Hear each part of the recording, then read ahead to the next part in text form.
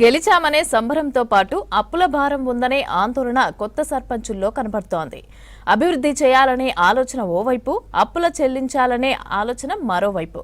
దాంతో కొత్తగా కొలువుదీరిన పాలకవర్గం కొంచెం ఇష్టం, కొంచెం కష్టంగా ఉందనే అభిప్రాయంతో ఉన్నారు. ఖమ్మం జిల్లాలో బకాయిలపైన కొత్త పాలకవర్గాలు దృష్టి సారించే ప్రయత్నం చేస్తున్నాయి.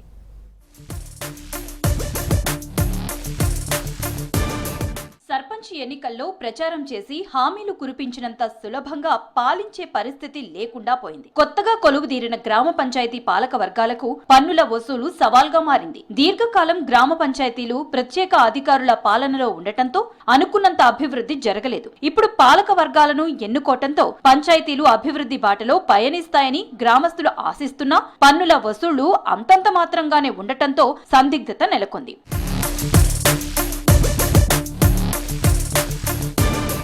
గ్రామ పంచాయతీ ఎన్నికల్లో పోటీ చేసే అభ్యర్థులు పన్ను తప్పక చెల్లించాలనే నిబంధన ఉండటంతో రాబడి ఉంటుందని అధికారులు భావించినా తక్కువ మొత్తంలోనే వసూలయ్యాయి. పాత, ప్రస్తుత బకాయిలు కలిపి జిల్లాలో 16 కోట్లు ఉండగా 6 కోట్లు మాత్రమే వసూలయ్యాయి. 2 ఏళ్లుగా పాలక వర్గాలు లేక గ్రామ పంచాయతీల్లో అభివృద్ధి జరగలేదు. కేంద్ర రాష్ట్ర ప్రభుత్వాల నుంచి నిధులు విడుదల కాక పనులు నిలిచిపోయాయి. గత సర్పంచ్ పదవీ కాలం ముగిశాక ప్రత్యేక అధికారుల పాలనలో అత్యవసర పనులకే ప్రాధాన్యత ఇచ్చారు.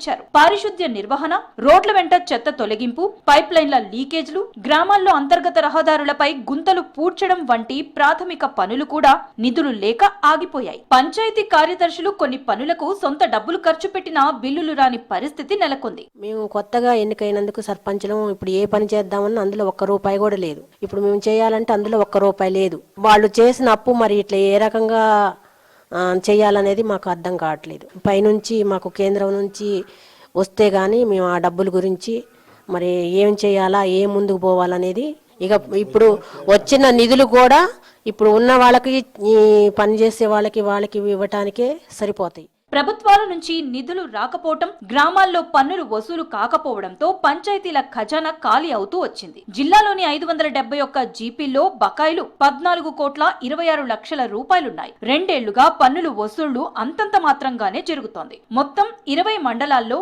నేలకొండపల్లి మండలంలో అత్యధికంగా 1.5 కోటి రూపాయల బకాయి ఉంది. ఇందులో 41 లక్షలు మాత్రమే వసూలయ్యాయి. పల్లెల్లో ప్రజలకు ఇచ్చిన హామీలను నెరవేర్చాలంటే కేంద్రం నుంచి నిధులు మంజూరు చేస్తే పల్లెల్లో అభివృద్ధి చేయడానికి సర్పంచులు అవకాశం ఉంటుంది.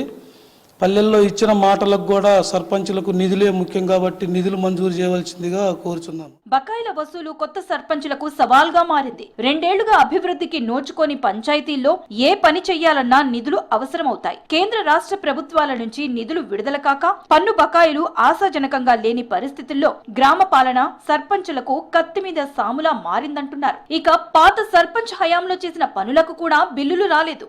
కేంద్ర రాష్ట్ర ప్రభుత్వాల యొక్క గ్రాంట్ కానీ మాకు వచ్చే గ్రామ పంచాయతీకి వచ్చేటువంటి నిధులను కానీ త్వరగా విడుదల చేసినట్లయితే గ్రామ అభివృద్ధికి రాష్ట్ర ప్రభుత్వం తోడ్పడినట్లు అవుతుంది.